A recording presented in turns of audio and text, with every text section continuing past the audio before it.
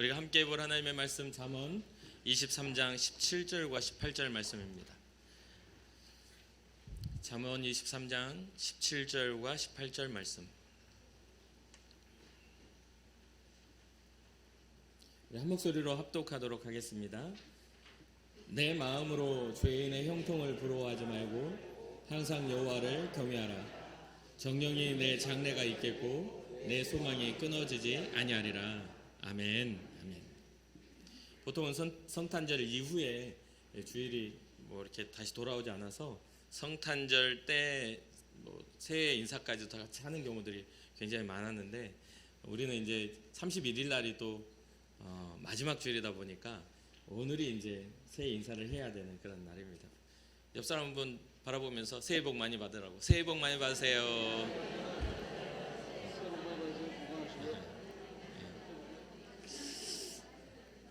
일부 때는 안 했는데 지금 하니까 송구 영신 때 안 나오시진 않겠죠? 2023년의 마지막 주일을 우리가 예배하고 있습니다. 어렸을 때 제가 부흥회를 참석해 보면 항상 부흥회에 오셔서 목사님들이 이렇게 집회를 하시다가 꼭 마지막 날을 그렇게 강조를 하셨어요. 그러면서 마지막 날에 은혜가 부어지니까 다 오라고 막 그렇게. 어찌 보면 2023년도의 마지막 날이잖아요. 여러분 오늘 은혜 많이 받으시기 바랍니다. 그런데 사실은 이 마지막 날을 이렇게 은혜를 사모하라고 이렇게 이야기했는데, 사실 마지막 날에 은혜를 못 받는 경우도 꽤 많았거든요. 저는 그랬습니다. 어떨 때는 마지막 날이 아니라 첫날에 은혜를 다 받고 마지막 날까지 그거에 감격해가지고 울었던 기억도 납니다. 그런데 왜 자꾸만 마지막 날이라는 그런 것들을 강조할까요? 그것은 성경이 이야기하고 있는 그 마지막 날의 의미가 있기 때문에 그렇습니다. 우리는 이 마지막 날을 우리의 모든 것들이 이제 어떤 일이 결정되는 끝날로 생각을 합니다. 끝이라고 생각해요. 근데 성경은 이 마지막 때 받는 은혜는 그때부터 시작된 신앙적 삶의 가치에 변화된 그런 하나님을 경험하는 날로 이야기를 하는 경우가 많습니다. 성령의 충만한 은혜를 경험하는 날로 이야기하는 것들이 많아요. 그리고 또 하나는 뭐냐면 우리의 인생의 종말을 이야기하는 그 마지막 날을 가리키는 경우가 많습니다. 그렇기 때문에 마지막 날 우리의 그 유종의 미라하는 그 마지막 날의 우리의 모습이 우리의 한 인생이나 한 해를 살아가는 그 모양새를 결정하기도 합니다. 그러면 그러한 것들이 어떤 부분에서 결정을 할까요? 뭔가를 계획했던 것들이 잘 되어져서 이렇게 열매 맺는 것도 있겠지만, 우리의 지금 현재가 걸어왔던 흔적들이 종합되어져서 우리의 모습을 나타내잖아요. 성경이 이야기하고 있는 그 마지막 때, 마지막 날의 의미는 하나님 앞에서의 우리의 신앙적인 현재의 모습을 나타내는 지표이기도 합니다. 아직 부족하면 구해야 하는 것이고, 우리가 충만하면 이 다음을 더 바라봐야 하는 것이죠. 그렇게 보면 마지막 날은 굉장히 의미가 있습니다. 그런데 또 한 가지는, 이게 제가 이 마지막이라는 것에 대해서 고민하면서 생각했던 것은, 사람이 생각하는 철학적 마지막과 하나님이 생각하는 그 마지막이 좀 틀리구나라는 생각을 좀 했습니다. 철학적인, 그러니까 인본주의적인 우리의 인생에서 마지막은 인생의 끝, 죽음을 의미합니다. 그렇죠? 어떤 일의 시작과 그 마지막 날이 있을 수도 있지만 우리의 결과, 우리의 삶의 마지막 끝은 우리의 죽음입니다. 그런데 하나님이 생각하시는 우리의 마지막은 다시 하나님의 나라의 시작이더란 이야기예요.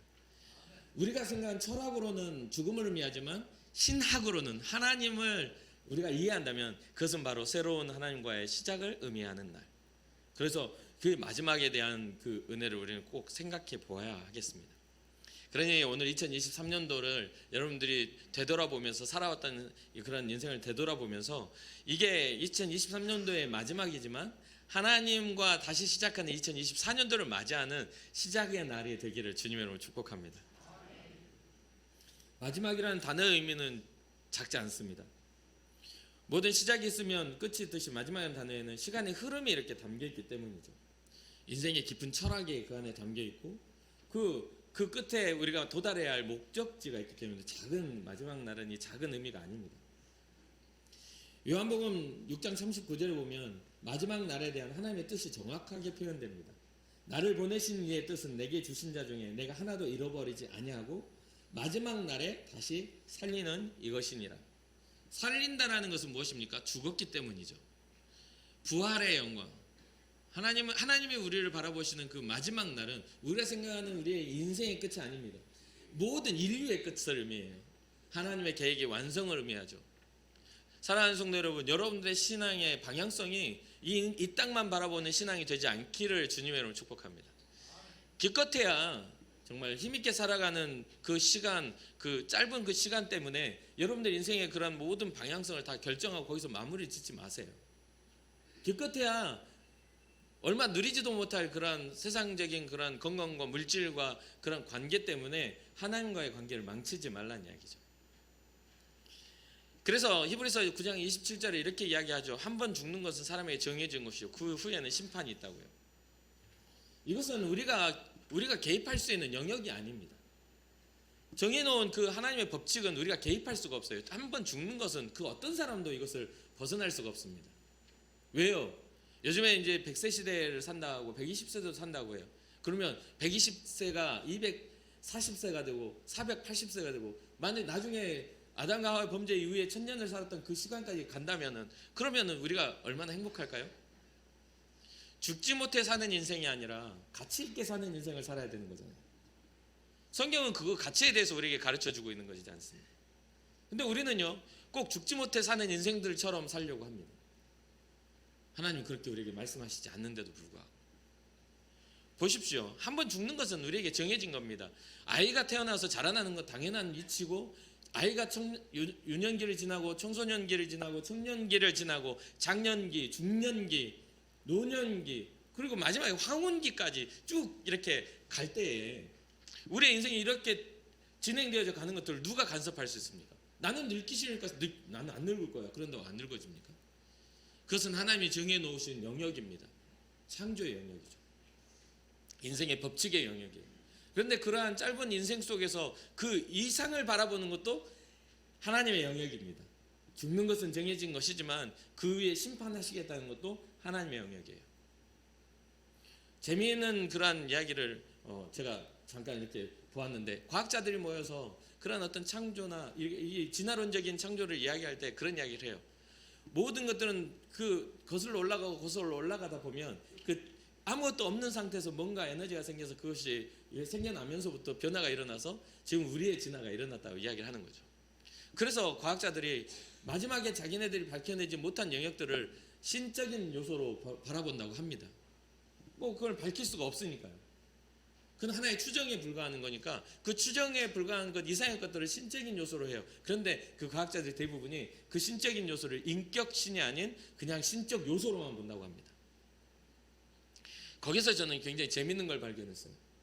보잘것없는 우리 잠깐 왔다가 100년 사는 인생도 인격적인 것을 가지고 있는데 어떻게 그 인생이 신을 판단할 때 신의 인격을 무시할 수 있냐 말이에요. 재미있지 않습니까? 어떻게 무에서 유가 창조되었다라는 그런 진화론 안에 왜 그 안에 창조는 물질론적인 것 이외에 어떤 인격적인 것은 창조가 안 되는 겁니까? 먼지가 인격을 갖습니까? 여러분 그 옷이요 몇 억 년이 지나면 사람이 됩니다. 이것도 물질적인 요소니까요. 아니 아무것도 없는 공간 안에서도 사람이 여기까지 왔는데 우리가 입고 있는 옷 벗어놓고 몇 억 년이 지나면 이게 사람으로 이렇게 점점 진화하고 분해됐다가 합쳐지고 터졌다가 하고 이게 말이 안 된다는 거예요. 그리고 그 안에 뭐가 생기냐면 감정이 생긴답니다. 이해가 안 되는 거죠. 그런데 그런 것들을 분명하게 밝혀주는 게 있는데 성경이더라는 거예요. 우리가 갖는 감정이나 우리가 소유하는 어떤 그런 어떤 우리의 욕망들을 누구에게서 부여되었냐라는 그러한 것들을 밝혀준다는 거예요. 정확하게. 진화론은 분명히 뭔가 어느 합리성이 있기 때문에 사람들이 받아들인다고 생각을 해요. 그러나 그 합리성은요 모든 불확실성 속에서 추측 안에서 일어나는 합리성입니다. 물론 신학도 마찬가지죠. 그런데 우리가 생각하듯이 모든 것이 존재한다는 것은요 존재는 물질만이 아닙니다. 정신도 존재죠. 존재적 가치에 대해서 우리가 한쪽으로 치우치게 되면 우리가 존재하느냐에 대한 것들에 대해서 우리가 사랑하는 게 여러분 제가 사랑하는 그런 모습들이 보이십니까? 안 보이는데도 존재합니다. 제가 사랑하는 대상을 바라볼 때 그것은 아무런 물리적인 어떤 그게 없이 감정적으로 존재하는 것이에요. 근데 그것을 성경이 이야기하고 있다는 이거예요. 성경 읽다 보면 하나님 아버지의 그 가슴 아픈 마음이 이해되더라는 거예요. 하나님의 그 고차원적인 그러한 사랑이 이해가 되면서 그것 자체가 어떻게 되냐면 우리가 이해를 못하니까 보이지 않는 하나님이 얼마나 사랑하신지를 이해를 못하니까 하나님이 우리의 눈높이에 맞춰서 이 땅에 자기의 모습을 변형시켜 오신 거 아닙니까? 우리의 눈높이에 맞춰주시려고, 우리가 이해하게끔 하시려고. 그러한 부분들에 대해서도 우리는 잘 모릅니다. 2000년 전이라고 하고 그 전 이전 시대 창조의 시간이라고 하니까요. 왜요? 우리는 굉장히 이기적인 죄 가운데 살아가고 있기 때문이죠. 내 감정, 나의 소유, 나의 편안함, 나의 어떤 가지고 있는 어떤 만족에 대해서 그 감정적인 요소들이 충족돼야만 나 자신에 대해서 확신할 수 있는 존재니까요. 그러니까 그 안에 뭐가 틈타요? 죄의 가능성들이 틈타 있습니다. 굉장히 우리는 존중받는 사람들이에요. 하나님이 위대하시지만 하나님 그 위대하심을 우리의 눈높이에 맞추셨기 때문에 그렇습니다. 오늘 설교를 어렵게 가죠. 아침엔 더 어렵게 가죠. 1부는 더 어렵게 가죠. 좀 쉽게 하려고 많이 건너뛰고 있는데 아무튼 그렇습니다. 이 지금 현재 성경이 말하고 있는 한 번 죽는 것은 사람의 정해진 것이요 그 후에 심판이 있다라는 것의 주체는요 우리가 아니에요. 우리의 선택이 아닙니다. 그건 하나님의 선택이에요.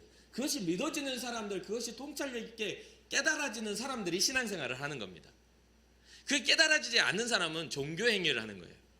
무슨 뜻인지 이해가 되십니까? 교회에 나와 있다고 해서 신앙이 있는 게 아니라 그건 종교 행위입니다.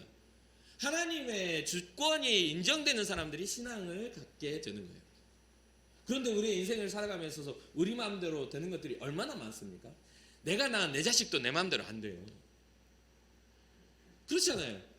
어느샌가 머리 컸다고 막 이렇게 자기 이름 가지고 막 뭐 아빠가 옳으네, 아빠가 그러네 하면서 하면 그거 가만 듣다 보면 그런 것도 같고 내가 틀린 것도 같고 그러지 않니 기분이 나쁘고 그런 감정 못 느껴보셨습니까?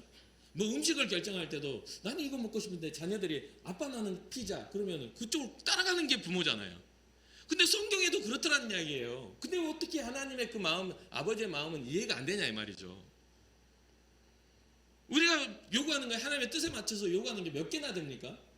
별로 없잖아요. 다 우리 뜻에 맞춰서 하나님이 맞춰주기를 원해요. 그리고서 우리는 하나님을 내 뜻에 맞춰주면 하나님이라고 부르고 내 뜻에 맞춰주지 않으면 하나님이 아니라고 불러요.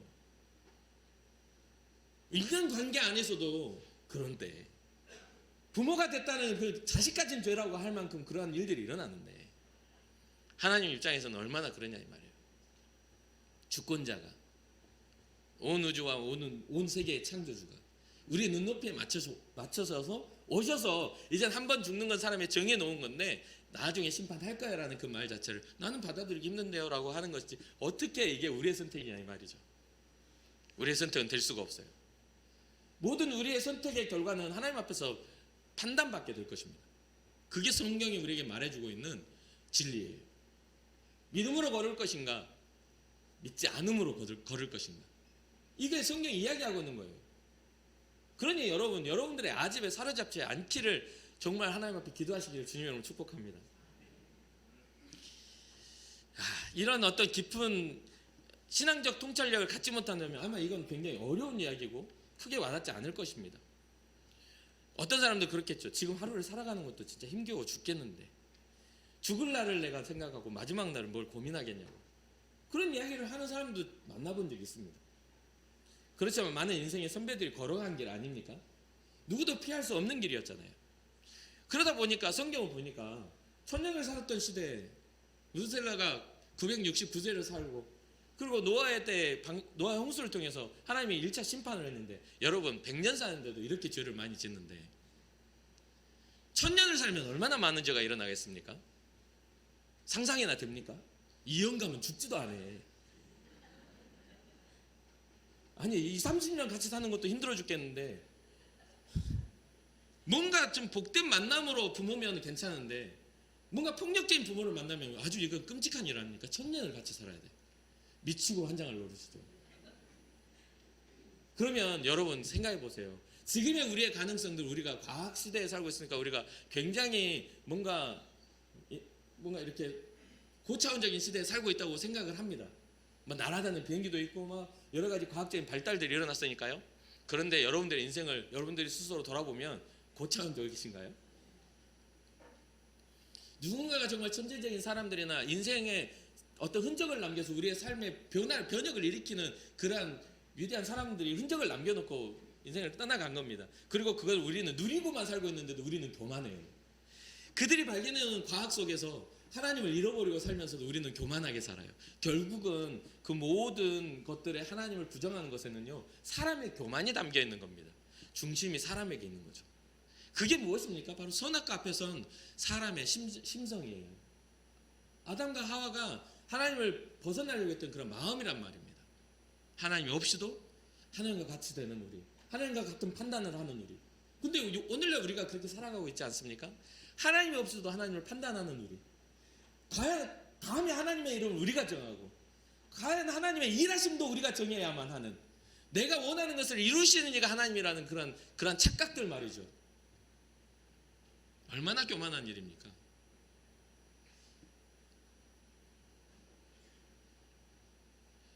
세계적으로 유명하고 위대했다고 전해지는 사람들, 그 누구도 피하지 못했던 그 길입니다. 하나님이 정해놓은 인생의 법칙이 말이죠. 아무도 피하지 못해요. 오늘날 여러분과 저도 피할 수가 없어요. 그러면 이 인생의 가치를 어떻게 발견할 것인가? 이 솔로몬이라는 위대한 왕이, 지혜로운 왕이 자기의 말년에 쓴 전도서의 7장 2절에 이렇게 기록합니다. 초상집에 가는 것이 잔치집에 가는 것보다 나으니 모든 사람의 끝이 이와 같이 됨이라. 산자는 이것을 그의 마음에 둘지어다. 마지막 죽음의 그러한 어떤 정해진 법칙, 우리의 경계가 태양을 주변으로 지구가 안전하게 돌아가는 것, 자전하는 것, 모두 바다가 범람하여 우리의 경계를 넘치지 못하게 하는 모든 경계들을 욥기서에도 이야기하잖아요. 누가 이 땅을 설계했냐고, 누가 줄을 치고 그물 굽고 땅 바치는 기둥, 너희가 바치지 않았지만 이게 받쳐져서 이렇게 돌아가게 만드는 그 힘은 누가 했냐고. 그런 것들을 성경은 정확하게 밝혀내고 있는 것이죠. 그러니 우리에게 정해져 있는 이 길의 법칙이 우리는 벗어날 수 없는 일 아닙니까? 그렇다면 사랑하는 성도 여러분, 이것은 우리에게 주어진 삶은 굉장히 고통을 수반합니다. 고통을 수반해요. 그런데 때로는 즐거움도 우리에게 행복도 가져다 주죠. 그런데 잘 보세요. 우리가 웃을 수 있는 시간과 우리가 웃지 못할 시간들의 비율을 보면 웃지 못할 시간이 훨씬 많습니다. 그런데 그 한 번의 웃음 때문에 우리는 행복을 느껴요. 그만큼 우리의 인생은 고달픕니다. 굉장히 힘겨움 속에 살아가는 것이죠. 그러니 우리의 끝이 어디에 있는지, 그 경계가 무엇인지를 깨달아질 때에야만이 이 다음에 우리에게 준비되어지고 예비된 그 절대적 하나님의 그 계획들을 우리가 바라보며 그것을 신앙이라고 이야기해요. 하나님이 없는 종교행위는 철학이라고 말하고요, 하나님의 있는 신앙생활은 그걸 신앙이라고 말합니다. 그래서 여러분들의 삶에 하나님이 있으시길 바라요. 모든 인생의 끝에 하나님이 정하신 결과, 거기에는 뭐가 있냐면 우리를 이 땅에 보내신 하나님의 존재 목적이 담겨 있습니다. 아무런 의미 없이 이 땅에 보내시는 것이 아니라 우리가 이 땅을 살아가며 이 땅에 존재하며 살아가는 존재의 의미, 존재의 가치가 주님 앞에서 발견되게 하셨다는 거예요. 우리는 우리의 삶의 존재 목적을 가지고 살아가지만 하나님은 우리에게 목적을 두지 않고 우리의 존재의 가치를 두고 우리를 바라보신다 이 말이에요. 주님한테 목적이 무슨 의미가 있겠어요?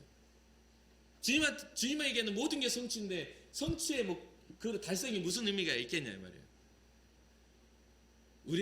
우리에게는 가치의 부여가, 우리에게는 하나님의 소원이라는 것을 잊지 말아야 돼요. 그때 어떤 가치가 부여져 있습니까? 우리가 세상 속에서 그냥 썩어질 인생, 저주받을 인생으로 끝날 우리에게 하나님의 자녀가 되어 하나님을 아버지라 부를 수 있는 가치 상승이 우리 가운데, 존재 가치 상승이 일어난 거 아니겠습니까?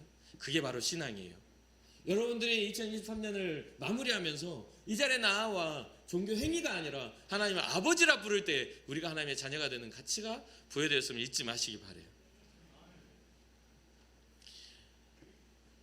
모든 생각이 나에게 집중되는 사람은 그렇게 이야기할 겁니다. 그럴 리가 없어.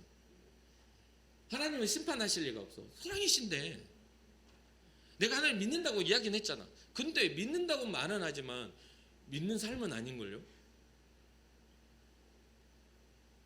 그 경계선에서 더 좋은 것들을 가지고 살아가게 되잖아요. 분명히 기독교인인데 세상 속에서 기독교인의 흔적은 없어요. 기독교는 안 같아. 분명히 예수 그리스도의 사랑의 가치를 안다고 하지만 뭐 말하는 것이나 생각하는 것이나 다 악해. 어떻게 그 하나님의 자녀라고 합니까? 그래서 성경이 말하잖아요. 하나님을 따라 의와 진리의 거룩함으로 새 사람을 입으라. 새롭게 지어진 새 사람을 입으라고. 에베소서 4장에 요즘에 수요일마다 하는 말씀 아닙니까?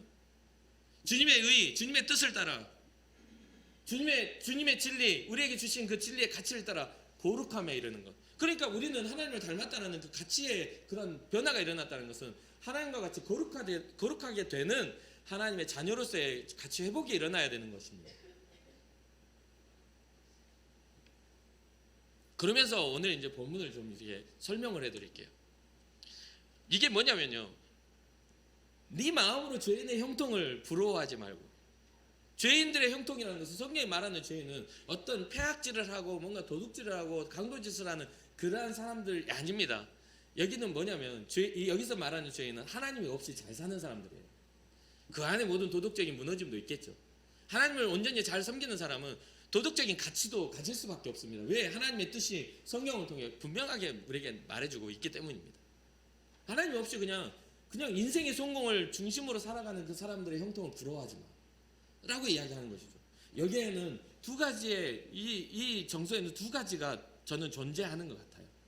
첫 번째는 하나님이 없이도 잘 사는 사람들에게는 성경이 말하고 있는 하나 절대 그런 피해야 될 것, 교만이 거기 안에 존재합니다.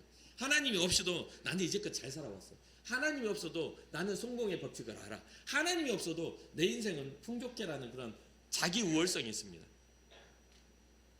자기 우월성, 자기 생각의 우월성, 자기의 판단의 우월성, 자기의 선택의 우월성이 그 안에 존재하고 있는 거죠. 그게 바로 죄인들의 형통입니다. 말씀드렸다시피 예수님 안 믿는다고 물질적으로 가난한 사람이라고 보면 안 됩니다. 예수님 믿어도 가난할 수 있고, 예수님 믿어도 잘 될 수 있고, 안 믿어도 가난할 수 있고, 안 믿어도 잘 될 수 있어요. 비율로 보면 안 믿는 사람의 부자가 훨씬 많아요. 그러니까 성경이 말하고 있는 가치는 그게 아니라는 거죠. 오해하지 마시라는 거죠. 그럼 복을 받으러 가면 물질 축복이 복이라고 생각하는 것에서 벗어나야 돼요. 뭔가 하나를 심고 두 개를 얻는 그런 어떤 무슨 그런 사익성 같은 그런 강도 같은 생각은 버려야 돼요. 주님, 내가 하나 드릴 테니까 나한테 30배, 60배, 100배를 주십시오. 그건 주님 마음이지. 주님이 그렇게 주시겠다라고, 자기 주님의 축복의 어떤 것들을 주시겠다고 주님이 약속하신 것이지만 그건 받을 사람한테 주는 거죠. 뭔가 어떤 투자해가지고 받는 것처럼 하는 그런 신앙이 어디 있습니까? 그런 믿음이 어디 있어요? 그런 개념이 아니라는 거죠. 근데 우리는 그렇게 생각해 버려요. 공을 들이고 치성을 들이면 하나님이 내게 갚아주신 것들이 30배, 60배, 100배로 올 것이다라는 그런 치성으로요. 그것은 샤머니즘이에요. 샤머니즘에 불과합니다. 그건 비나이다 신앙이에요. 하나님 인격적으로 대하지 않는 거죠. 하나님 바보입니까? 하나님이 무지하세요? 우리의 심정을 몰라요? 성령은 우리의 심정을 감찰하신다고 말하고 있어요. 주님은 우리를 감찰하시는 분이라, 우리 중심까지 알고 계시는 분이다. 그 우리의 순수함을 모르시겠냐 말이에요. 우리의 믿음을 모르시겠냐 말이에요. 성경에 기록된 사람들이 몰라서 믿음의 길을 가라는 대로 걸었을까요? 그걸 성경을 볼 때 고민하셔야 돼요. 여러분도 마찬가지입니다. 여러분들이 믿음의 길을 걸어야 한다는 것이 어떤 합리적인 접근하에서 내가 인정되었기 때문에 걸어가는 것이 아니라 하나님이시기 때문에 걸어갈 때 신앙이 되는 거예요. 나에게 명령하시는 분이 하나님이시기 때문에 다른 이유를 다 내려놓고 주의 뜻을 따라 걷겠습니다. 그게 아브라함의 믿음이에요. 본토 친척 아버지 집을 떠나 갈 바를 알지 못하고 걸어간다는 것은 그게 믿음이라는 거죠. 근데 성경 뭐라 하냐면 그것을, 그 행위를 하나님이 의롭다 하셨다고 해요. 순종을. 그러니까 이런 맥락에서 보면 첫 번째 이 죄인들의 형통은 자기 우월성이 있죠. 그럼 그것을 부러워하는 사람은요, 죄인들의 형통을 누가 보고 부러워해요? 같은 죄인이 부러워하는 게 아니라 이 잠언은 하나님을 신뢰하는 너희야 죄인들의 형통을 부러워하지 마 라는 것은 부러워하는 일이 생겨났기 때문이잖아요. 그러면 어떤 일이 나냐면 하나님 앞에서 내 가치 존재 자체를 신뢰하지 못하는 사람들이 죄인들이 잘 되는 것을 보고 뭐 하냐면요, 자기 우월성에 반대되는, 자기 열등감에 빠져 있다는 거예요. 나는 믿음의 길을 선택했더니 난 평안하지 않네. 난 믿음의 길을 선택했더니 뭐 다 하나님 하지 말라는 것을 걸려드네. 자기 열등감 속에 있는 거예요. 자기가 걷는 길에 대한 확신이 세워지지 않은 것이죠. 그러니까 죄인들의 형통을 보고 부러워하는 겁니다. 그리고 이 부분에 대해서 성경은 아주 신랄하게 설명을 해주는 곳이 있어요. 시편 73편입니다. 아삽의 시죠. 거기에 뭐라고 이야기하냐면 시편 73편 2절에 나는 거의 넘어질 뻔하였고 나의 걸음이 미끄러질 뻔하였도다. 자기의 그 정직한 걸음이 넘어질 뻔하고 미끄러질 뻔한 거예요. 왜? 악인들의 형통함을 보고 잘됨을 보고. 그러면서 뭐라고 이야기하냐면 그렇게 말하면서 그들은 죽을 때도 고통이 없고 강건하며 사람들이 당하는 고난이 그들에게는 없고 다 사람들이 당하는 재앙도 그들에게 없나니 그러므로 교만이 그들의 먹거리요 강포가 그들의 옷이며 살찜으로 그들의 눈이 솟아나며 그들의 소득은 마음의 소원보다 많으며 그들은 능욕하고 악하게 말하며 높은 데서 거만하게 말하며 그들의 입은 하늘에 두고 그들의 혀는 땅에 두루 다니느냐 볼지어다 이들은 악인들이라도 항상 평안하고 재물은 더욱 불어나도다. 하나님 없어도 그렇게 잘 삽니다. 근데 교회 안에도 그런 사람들이 많아요. 믿는다는 교회 무리 안에 있으면서도 믿음이 없이 그 교회 안에서도 자기 폐악을 가진 사람들이 굉장히 많아요. 주님을 기쁘시게 하는 것이 아니라 내 마음이 기뻐야만 은혜가 되는 사람들. 그러니까 어디에 어떤 공간의 문제가 아닙니다. 옳은 길, 바른 길을 걷고자 하는 그 마음이 상실되어진 곳에 이러한 일들은 자리 잡게 되어 있는 거죠. 그러면서 이러한 부분들에 있어서 하나님을 섬기는 이 저자는 자기 스스로도 그렇게 살 수 있지만 그렇게 않기 위해서 악인들의 그러한 것들처럼 살지 않기 위해서 자기는 날마다 고난을 당한다고 이야기합니다. 날마다 괴롭다고 이야기를 해요. 주님이 원하는 눈에 뻔히 쉬운 길이 있는데 하나님이 싫어하시니까 그 길을 안 가고 돌아가는 거예요. 너무 힘들다고, 너무 괴롭다고. 그냥 얻기 위해서 이때 당시에 뭔가 침노해가지고 누군가를 빼앗는 뭐 부족 국가였으면 뭐 좋은 거 있으면 가서 싸워가지고 죽이고 뺏어 오면 되는데 그렇게 못하는 거죠.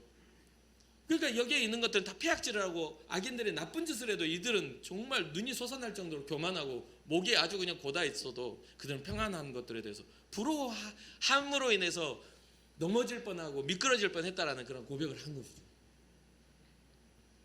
그런데 이 시편의 기자가 그 결국을 보고 하나님 앞에 회개해요. 어떤 결국이냐면 주의 성전에 들어갈 때예요. 하나님의 말씀이 선포되고 하나님의 말씀이 이렇게 완전하게 마지막 날에 하나님의 그 심판 앞에 서는 그런 것들을 결국을 본 다음에야 자기가 악인들에게 준비된 심판이 있구나.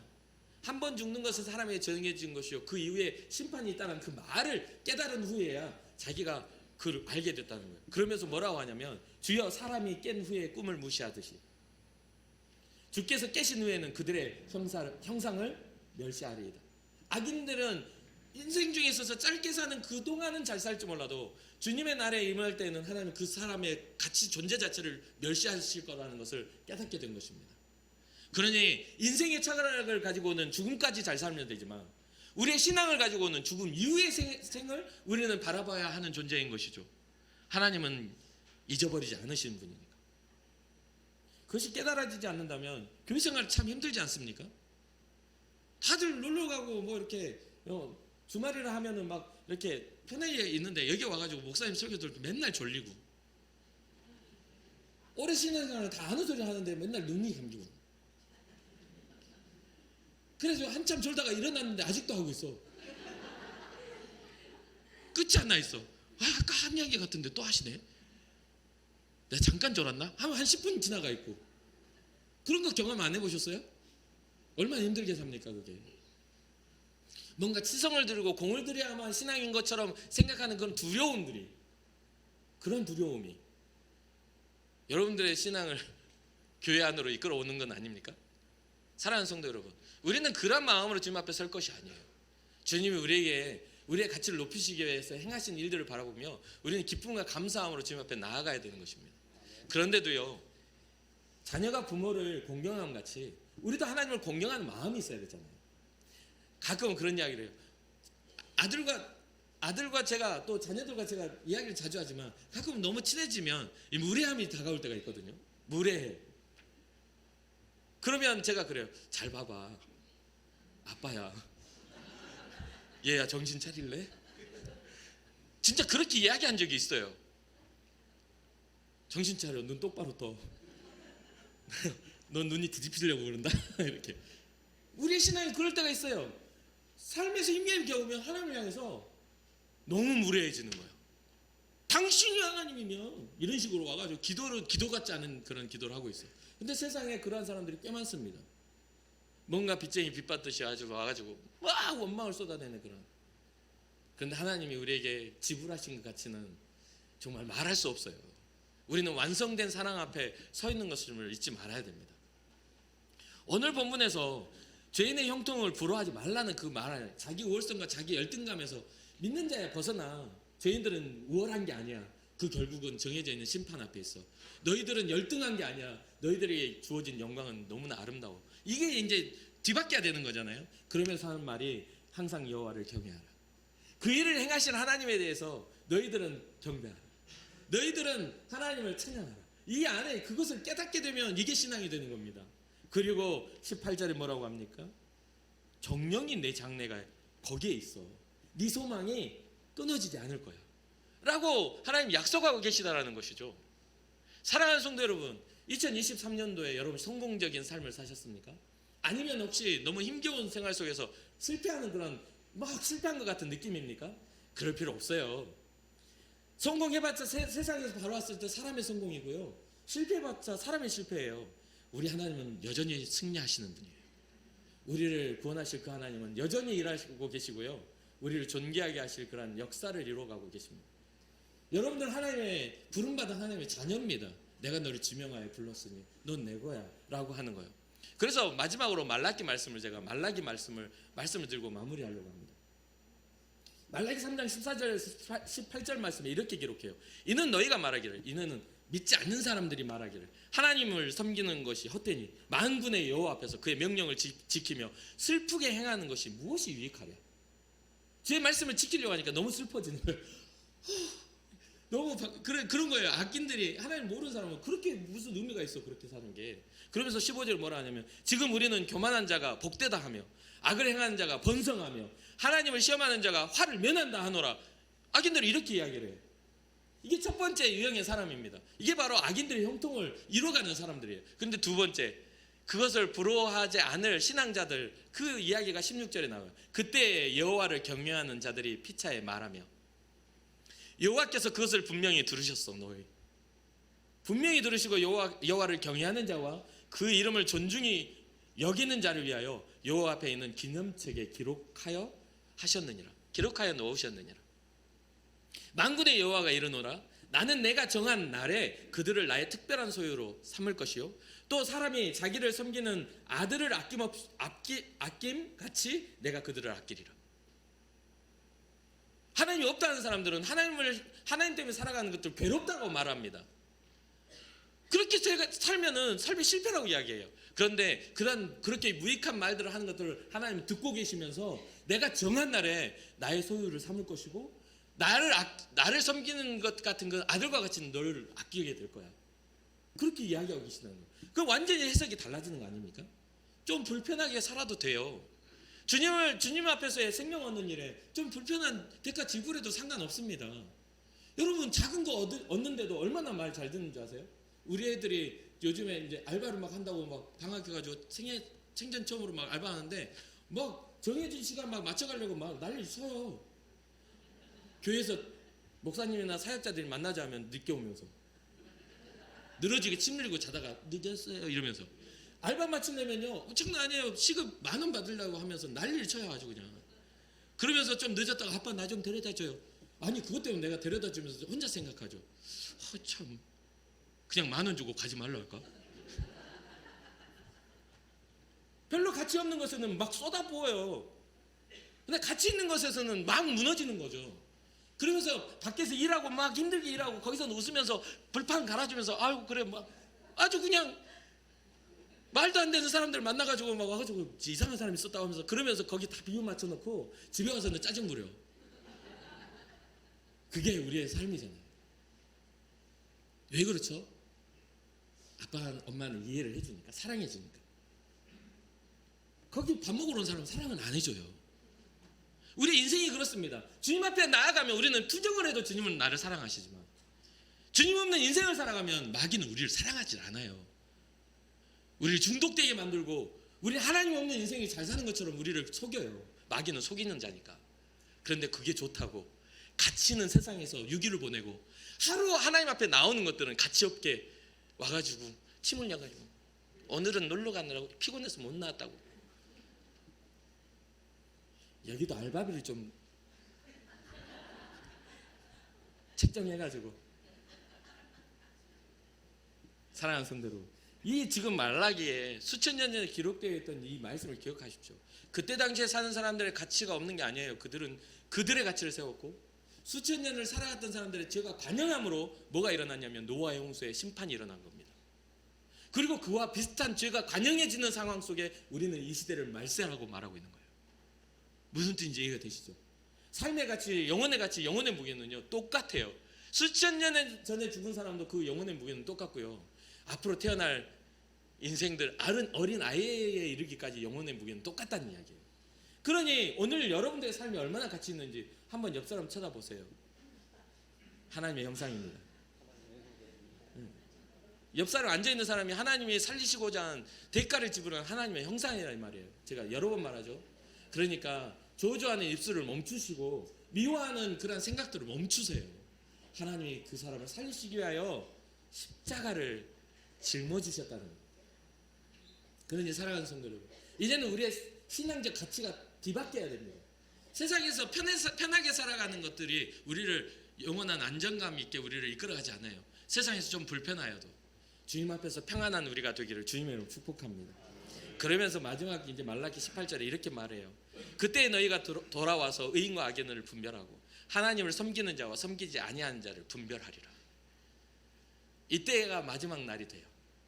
인류가 끝나고 하나님 앞에 심판받는 날. 그때를 향하여 우리는 우리의 인생을 가치 있게 살고 하나님 앞에 의미를 부여하는 그런 삶이 되어야 될 줄 믿습니다. 끝으로 우리는 하나님의 약속을 믿는 사람들이잖아요. 우리는 신앙자가 되어야 합니다. 종교 행위자가 아니라 하나님을 믿는 신앙자. 종교 행위자는 철학을 가지고 인생의 죽음까지를 바라본다면 신앙자는 지금 이후에 하나님의 영광을 바라봅니다. 그러니까 우리는 신앙자가 되어야 되는 거예요. 종교 행위자가 아니라. 여러분들 우리가 2024년을 맞이하면 우리는 신앙자가 되기를 주님의 이름으로 축복합니다. 잠시 기도하겠습니다.